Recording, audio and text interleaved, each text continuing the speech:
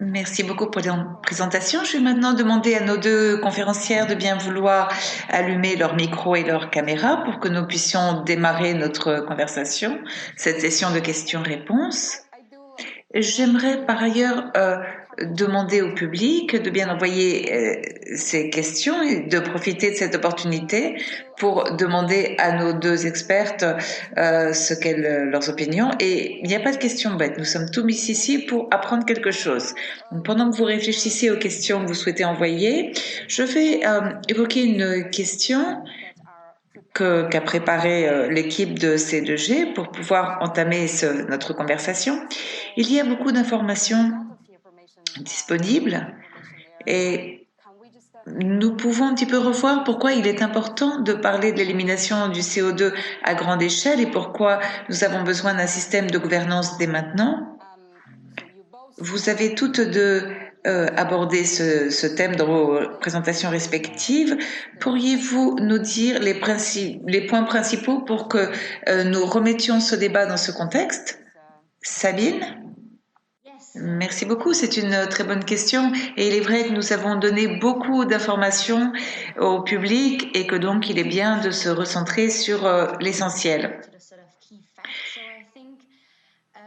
Il y a à mon avis, deux éléments qui se distinguent. Tout d'abord, il nous reste chaque fois de moins en moins de temps et les profils d'évolution qui ont été montrés dans les graphiques de Claire dans sa présentation démontrent que chaque année, donc nous émettons 40 gigatonnes de CO2, ce qui veut dire qu'il nous reste de moins en moins de temps pour agir en conséquence et nous nous rapprochons d'un profil où il y aurait un dépassement significatif de cet objectif de température, donc pour ne pas avoir un trop grand réchauffement climatique.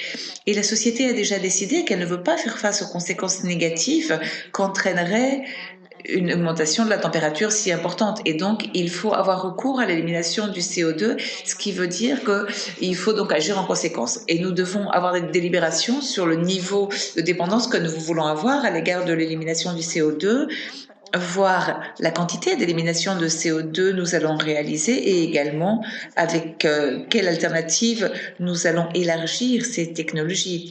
Et c'est le deuxième élément important, celui d'élargir ou de les mettre à plus grande échelle, ces technologies, car il va y falloir du temps, il faut développer les technologies dont on dispose actuellement et donc il faut parler de ceci dès maintenant.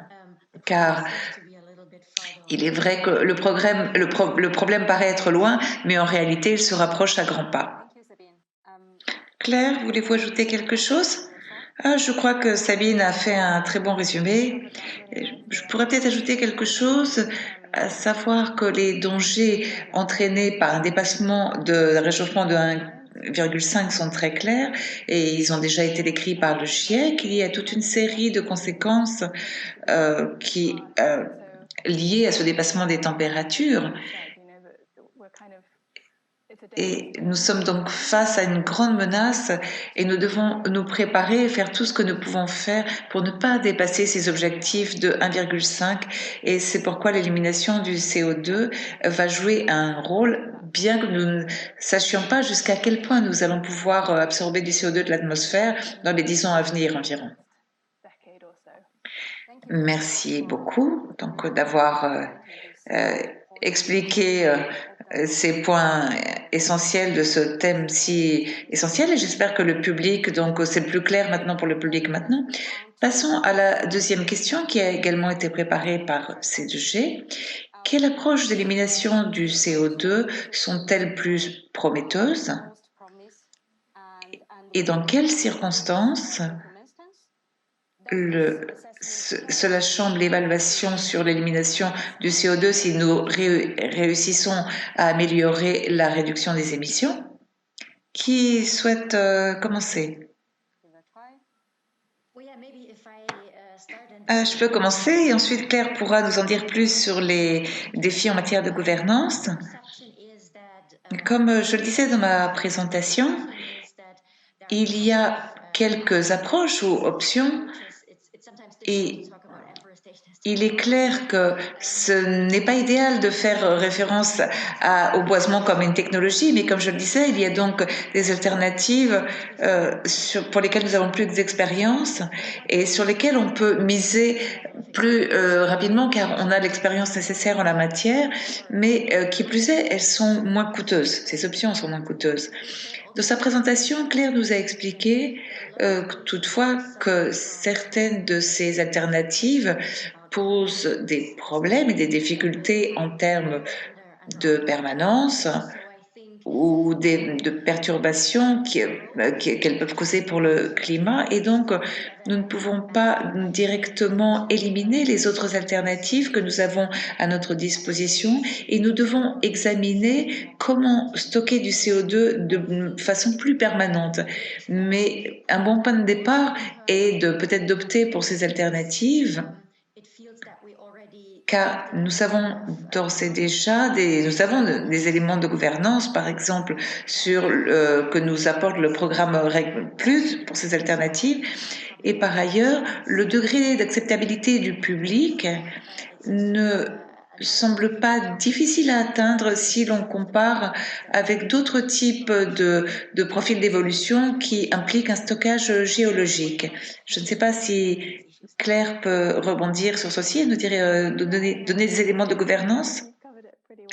Je crois que la réponse de Sabine est très complète et je suis d'accord sur le fait que ces solutions ou approches fondées sur la nature font l'objet d'une plus grande acceptabilité du public et en plus, il y a des co-avantages, enfin, donnent des co-avantages évidents en termes de diversité biologique, pour la population locale, les populations locales. Et en plus, nous avons de l'expérience avec des programmes comme RED+, ou avec le système de paiement des services de l'écosystème, dont on peut tirer des leçons, mais qui montrent également qu'il est difficile d'appliquer des solutions fondées sur la nature, surtout dans des pays dans lesquels manquent des capacités, par exemple des capacités de suivi de la trace de carbone dans un écosystème donné, et pour garantir que tout domaine et zone protégée ou restaurée continue à être protégée et restaurée à long terme, surtout pour atténuer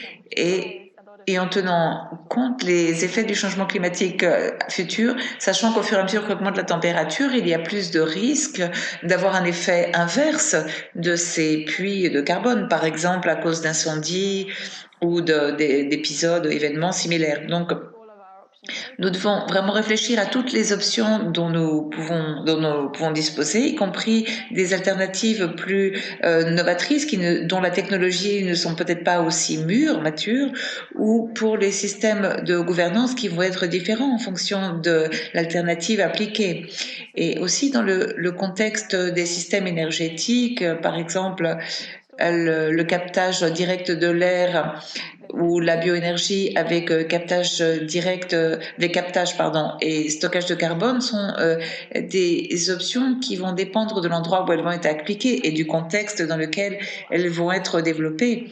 C'est pourquoi nous devons bien comprendre ce que suppose chacune de ces alternatives pour savoir quelle est la plus adéquate à un contexte donné. Merci beaucoup. Vous avez tous deux mentionné des éléments importants et intéressants, surtout pour des solutions fondées sur la nature, et nous allons revenir sur ce sujet tout à l'heure. Nous avons une question du public, c'est une question de Greg qui s'adresse à Sabine et qui a trait aux différentes hypothèses qui sont envisagées. Dans le rapport spécial du GIEC sur le réchauffement climatique à 1,5 degré que Sabine mentionnait, on parle du potentiel réel et durable de différentes options d'élimination du CO2.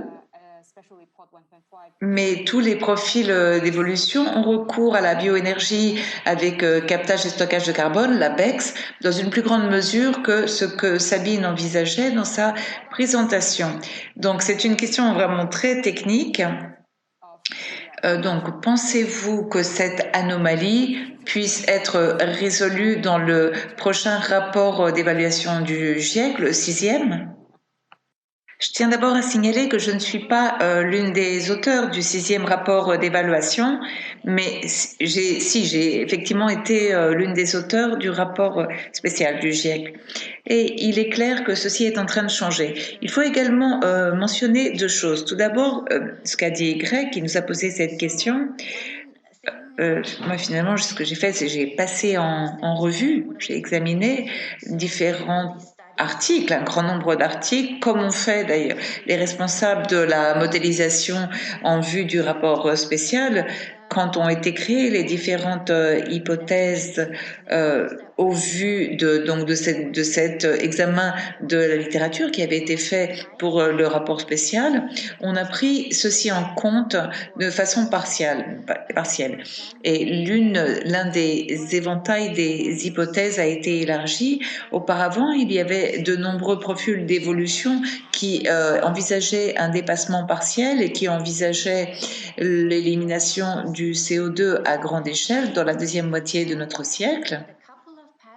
Il y a deux profils d'évolution qui étaient déjà là et qui vont être approfondis et dans lesquels on a moins recours à l'élimination du CO2 et on opte plutôt, on mise sur les options d'élimination du CO2 qui sont fondées sur la nature. C'est-à-dire qu'il y a une tentative de profiter des efforts d'atténuation, donc pour tenter de réduire le niveau de dépendance à l'élimination du CO2. Et je crois que c'est positif car cela élargit l'éventail des profils d'évolution. Il faut par ailleurs dire que au sein de la communauté qui réalise des modèles, maintenant on connaît mieux les différentes options et il y a des créateurs de modèles qui sont en train d'intégrer d'autres alternatives qui ne sont pas la BEX, par exemple, qui intègrent les nouveaux modèles de captage direct de l'air ou l'utilisation de l'affectation des terres, ou des options comme le boisement et le reboisement, c'est-à-dire que c'est une amélioration et à mon sens c'est un bon pas en avant pour pouvoir rassembler les conclusions qu'atteignent des articles sur les alternatives les plus durables et pour rassembler donc ces conclusions et lier ces conclusions à ce qu'il faut pour chacun des profils d'évolution. Merci. Effectivement, je rappelle que les rapports du GIEC sont basés sur les articles de recherche qui sont disponibles, donc de la littérature scientifique disponible, car c'est ce qu'ils passent en revue. J'aimerais donc mettre à nouveau l'accent sur une chose que vous avez dit toutes deux dans vos présentations respectives et dans le débat que nous avons eu jusqu'à présent sur l'affectation des terres et les solutions fondées sur la nature. Il y a une question de terminologie qui est importante aux yeux de C2G pour pouvoir débattre sur la gouvernance et pour pouvoir savoir quelles sont les conséquences qu'a l'élimination du CO2 pour la gouvernance. Donc, à votre avis, quelles sont les formes les plus utiles d'encadrer l'élimination du CO2 et les différentes alternatives et quels termes utilisez-vous pour parler d'approches et de solutions fondées sur la nature, par exemple? Qui souhaite commencer? Oui, je peux commencer et pour dire que les solutions fondées sur la nature est un terme qui n'englobe pas uniquement la simple élimination du CO2. Ça peut être par exemple le fait d'éviter le déboisement. Mais il y a des groupes dans la communauté scientifique qui utilisent ce terme d'une façon différente. Et on parle aussi de solutions climatiques fondées sur la nature et parfois tout ceci peut prêter à confusion. Dans ce contexte, ce qui est important, c'est voir que les solutions fondées sur la nature ne se limitent pas à l'élimination du CO2, car l'idéal est de garder intactes des forêts vierges, et parce que non seulement parce qu'elles s'utilisent pour absorber du CO2 de l'atmosphère, mais aussi pour prêter des systèmes pour l'écosystème. Donc je pense qu'il faut avoir un point de vue plus large lorsque l'on parle de ce type de solution, et ne pas simplement y penser en termes d'absorber la plus grande quantité de CO2 possible.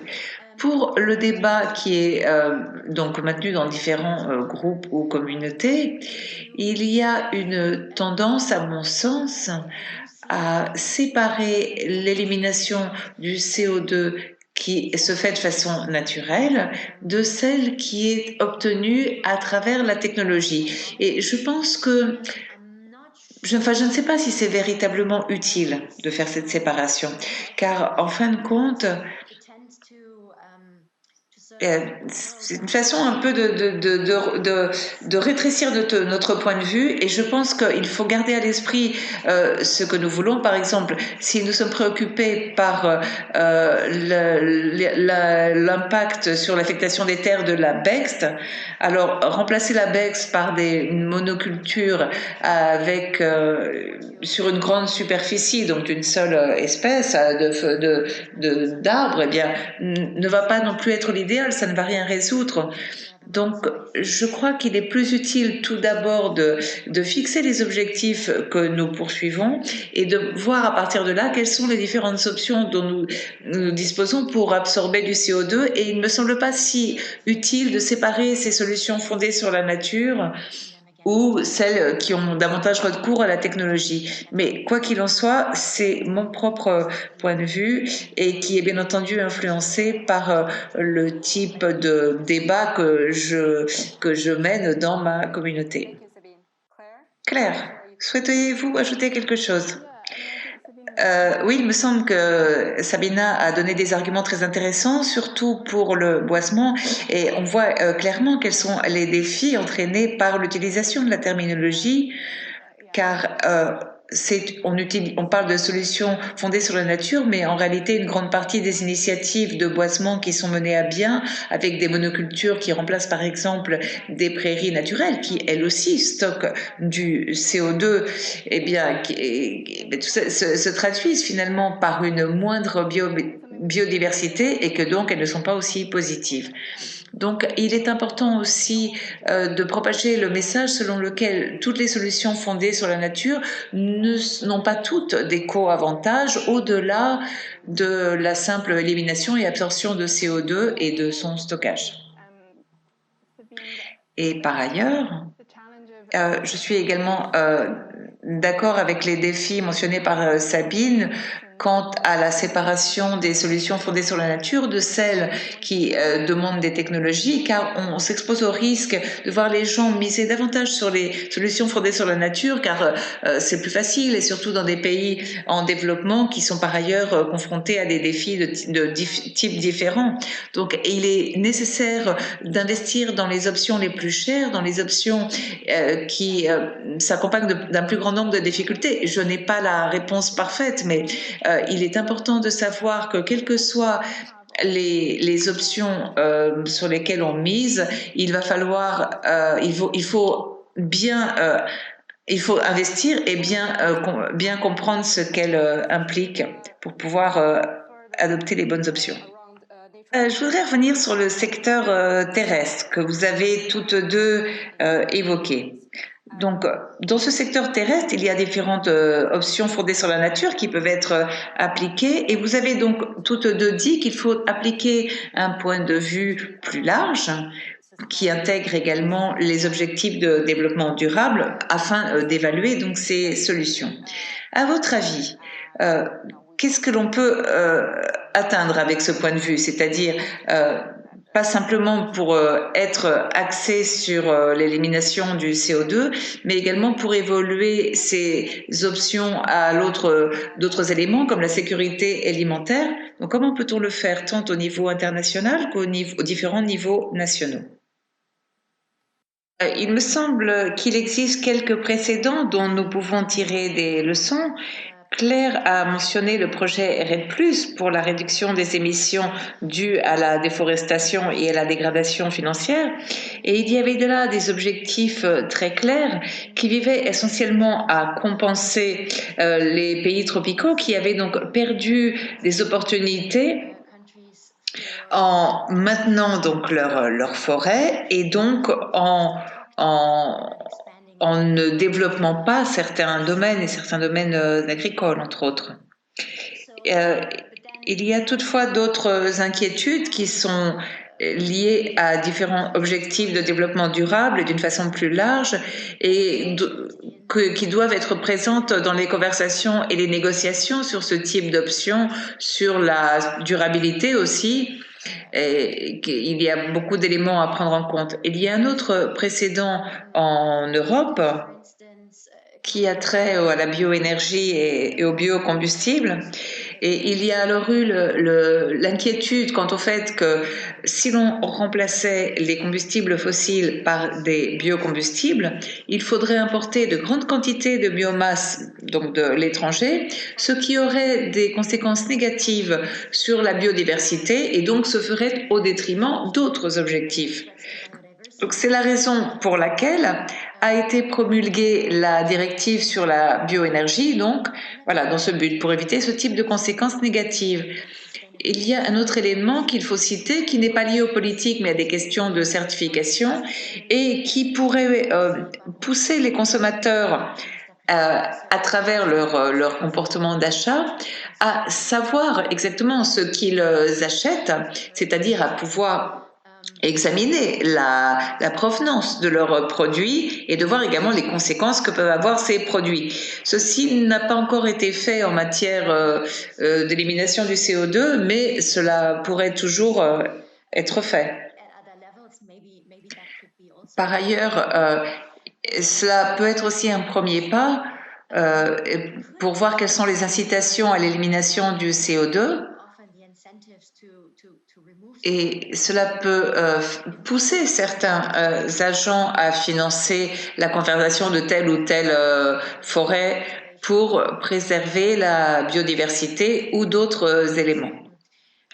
C'est-à-dire que pour éviter le reboisement dans le cadre des biocombustibles, on peut déjà tirer certaines leçons pour voir comment on peut appliquer ces critères et comment on peut intégrer ces critères de façon plus large des objectifs d'élimination du CO2. Mais il est clair qu'il y a encore beaucoup de lacunes en termes de gouvernance, comme le disait Claire, et qu'il faut donc que nous comblions ces lacunes pour pouvoir appliquer ces technologies et ces solutions de forme adéquate. Claire, souhaitez-vous ajouter quelque chose? Non, Sabine a fait une réponse très complète. Je voudrais peut-être simplement rebondir sur le dernier point qu'elle a mentionné.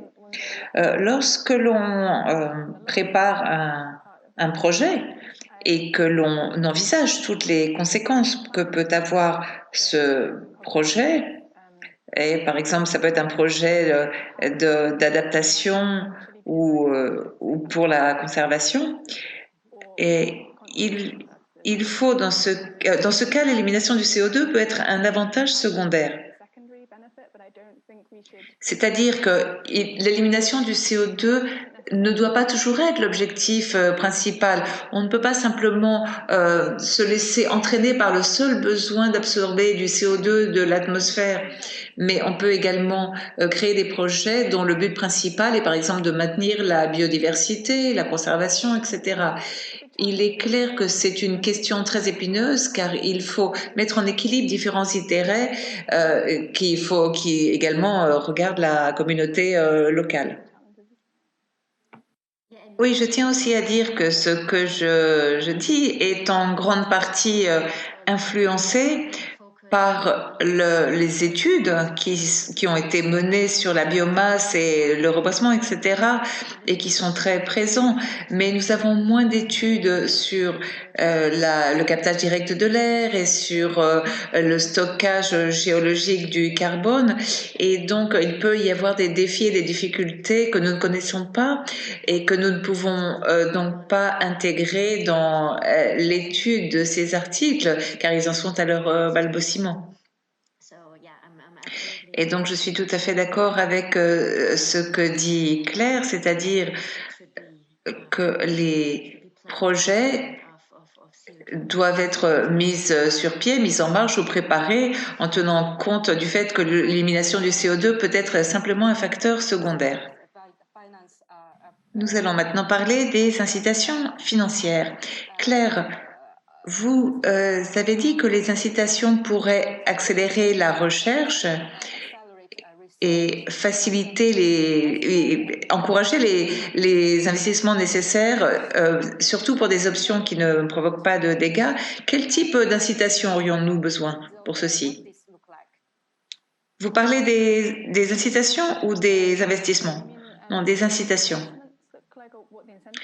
Je crois que c'est vraiment la question à 1 million et je ne pense pas que je puisse y répondre. Je ne sais pas si quelqu'un peut apporter des éléments de réponse, mais je crois qu'il est particulièrement important et d'encourager des incitations qui utilisent l'architecture large de gouvernance que nous avons par l'accord de Paris. Et en vertu de cette architecture de gouvernance, il faut fixer des objectifs nationaux qui soient compatibles avec la limitation du changement, enfin du réchauffement climatique à 1,5 degré. Sinon, personne ne va investir dans l'élimination du CO2. Donc, c'est fondamental de garder cette direction et ces objectifs d'1,5 degré, car c'est ce qui oblige les gouvernements à penser à ce dont ils ont besoin pour absorber du CO2 à l'avenir et que donc qu'ils ébauchent des politiques adéquates. Il y a beaucoup de pays déjà qui élaborent des stratégies qui sont en accord avec l'accord de Paris et qui envisagent d'atteindre des émissions nettes. Et je crois qu'en tant que tel, c'est un tournant très important, le fait que ces gouvernements envisagent cette possibilité et qu'ils se demandent comment fixer les incitations, soit avec des fonds publics ou avec des fonds privés. Par ailleurs, il y a un grand nombre d'entreprises qui fixent des objectifs pour atteindre un niveau d'émission de 0 net, voire négative. Et à nouveau, il faut étudier ceci pour voir nous assurer que les technologies dans lesquelles ils investissent sont adéquates. Ils peuvent investir dans leur chaîne d'approvisionnement ou en dehors en finançant par exemple des projets dans d'autres secteurs.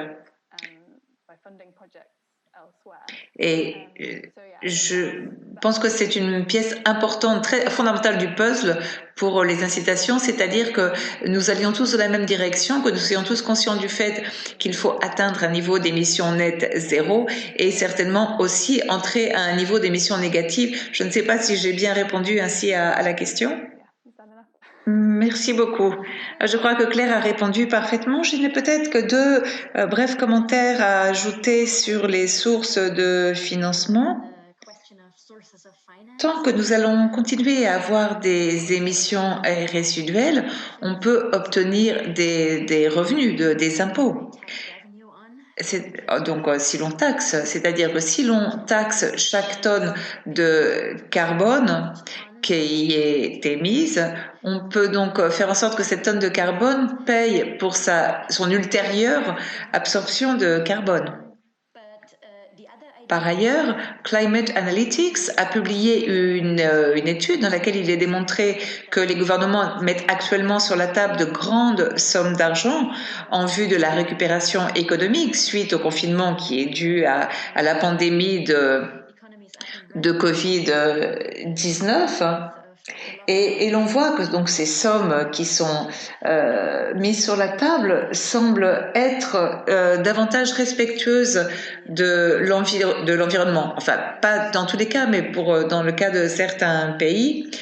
Et donc, on peut espérer qu'il y ait une marge pour miser davantage sur le caractère de l'environnement.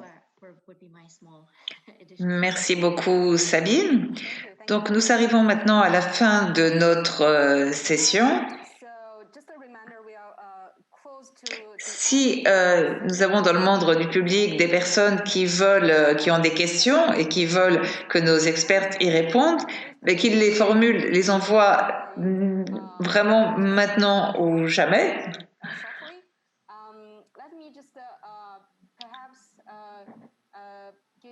Donc, une dernière question qui vient de la C2G et qui concerne la gouvernance.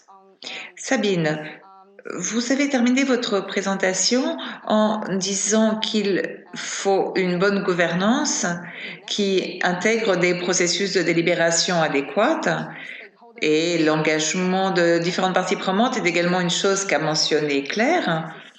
De quel type de processus parlons-nous? J'ai intégré ce point dans ma présentation pour dire bien clairement que ce ne sont pas les scientifiques qui vont montrer quel est le profil d'évolution que le monde doit suivre. En tant que scientifiques, nous ne pouvons que mettre sur le tapis les trajectoires compatibles avec l'objectif de 1,5 et expliquer quelles sont les opportunités et les risques qui sont liés à chacune de ces profils ou trajectoires. Mais c'est à la société qu'il incombe de décider du type de profil elle va vouloir, ou elle veut, ou elle va suivre, quel type d'absorption du CO2 elle veut appliquer. Et le premier pas, et qui est lié à la question de Greg, donc, une partie de ceci est liée au processus du GIEC, comme dans le rapport spécial, c'est-à-dire qu'il y a une plus grande prise de conscience sur ceci, mais il faut élargir ce processus car nous pouvons avoir de bonnes solutions du point de vue scientifique, mais si finalement la société n'accepte pas ces solutions, elles ne servent à rien. Ou peut-être qu'il est possible qu'elle ne soit pas faisable dans une trajectoire qui nous paraîtrait faisable. Donc il faut entamer le dialogue dans un format qui implique, qui engage des représentants de différents secteurs et groupes de la société, au-delà des simples décideurs politiques. Il faut impliquer les entreprises, comme le disait Claire. Il faut également impliquer des gens, des ONG, même des personnes particulières. Il y a certains formats qui sont en train d'apparaître, mais je crois qu'il faut qu'ils soient élargis, car l'élimination du CO2 continue à être quelque chose qui n'est pas véritablement abordé dans ces dialogues. Et donc, c'est quelque chose qui reste encore un petit peu en marge de ce processus de réflexion qui est mené dans la société, et je crois qu'il faudrait qu'elle soit entièrement présente dans ce processus de réflexion sociale, car nous devons décider ce que nous allons faire. Et je n'ai aucun doute quant au fait que Claire va pouvoir ajouter quelque chose en termes de gouvernance. Merci beaucoup, Sabine. En plus, vous avez déjà répondu à la question de Craig. Donc, merci beaucoup. Claire, voulez-vous ajouter quelque chose? Vous pouvez répondre soit à la question de la C2G, soit à la question formulée par Claire dans notre section de questions-réponses. Oui, c'est une question très pertinente. La question de l'acceptabilité du public, de la société est fondamentale. Au Royaume-Uni a eu lieu dernièrement une assemblée sur le climat et nous sommes rendus compte que les gens ne sont pas très enclins à accepter des alternatives qui incluent ou abordent l'absorption de CO2. Il y a un article récent d'Emily Cox qui étudie la situation au Royaume-Uni et qui montre que lorsque l'on parle de l'urgence climatique et du fait qu'il est urgent de faire quelque chose donc le plus vite possible, l'élimination du CO2 ne semble pas attractive car elle n'est pas perçue de la part de la population comme une solution visant à faire face à l'urgence, mais plutôt à une tactique qui sert à retarder les mesures qu'il nous faudrait entreprendre. Donc les gens, quand ils pensent à l'avenir et à un avenir respectueux de l'environnement, pensent à des véhicules électriques, à des transports publics, aux villes vertes, etc. Et l'élimination du CO2 ne fait pas bon ménage avec cette idéologie. Donc les scientifiques, les ONG et différentes communautés doivent mieux communiquer sur le fait que l'absorption du CO2 va faire partie de la solution et il faut veiller à ce que les gouvernements et les entreprises n'utilisent pas les options de décès pour échapper à leurs responsabilités en termes de réduction des émissions et pour que les personnes soient plus à l'aise avec ce type de solutions et d'alternatives. Par ailleurs, pour répondre à la question de Craig, nous devons penser à des alternatives quand il s'agit de présenter ce qui est un niveau net zéro d'émissions. Et il faut donc bien décomposer entre ce que l'on a à travers la réduction des émissions et ce que l'on a à travers l'élimination des émissions pour qu'il n'y ait pas de confusion. C'est-à-dire que la transparence est nécessaire. Donc, dans tous les buts fixés et qui vont de ce qui va être fait en termes de réduction et des émissions et d'atténuation pour atteindre l'objectif de 1,5, cette transparence va contribuer à dissiper l'idée selon laquelle l'élimination du CO2 n'est pas simplement une technique pour échapper aux responsabilités et éviter de prendre d'autres mesures. Et c'est justement ce que dit Claire est quelque chose qui est fait au Royaume-Uni, c'est-à-dire de fixer des buts différents pour savoir que l'élimination de CO2 ne va pas réduire ou interférer avec les risques de réduction. Merci beaucoup. Et merci pour vos réponses et pour avoir apporté des sujets si intéressants que nous pourrons certainement bientôt approfondir dans des activités à venir. Nous n'avons plus de temps, donc nous allons mettre un point final à cette session. J'espère qu'elle vous a été utile, que vous a apporté des informations donc pour notre public. Du moins, ça l'a été pour nous. Vous avez plus d'informations sur notre page web, c2g2.net. Vous pouvez également vous inscrire à notre newsletter pour recevoir nos informations. Veuillez aussi remplir le sondage que vous allez voir apparaître sur cette activité, car vos commentaires nous aident à organiser des activités ultérieures. Merci encore à nos deux expertes et à nos collègues qui sont derrière l'écran et qui donc font en sorte que tout fonctionne bien. Et merci bien entendu à tout notre public. Ce type de conversations sont très importantes pour pouvoir débattre de la gouvernance dont nous avons besoin pour ce type d'options. Et il est certain qu'il reste beaucoup à faire. Donc voilà, point final. C'est la fin de notre webinaire. Je vous souhaite un bon week-end. Au revoir.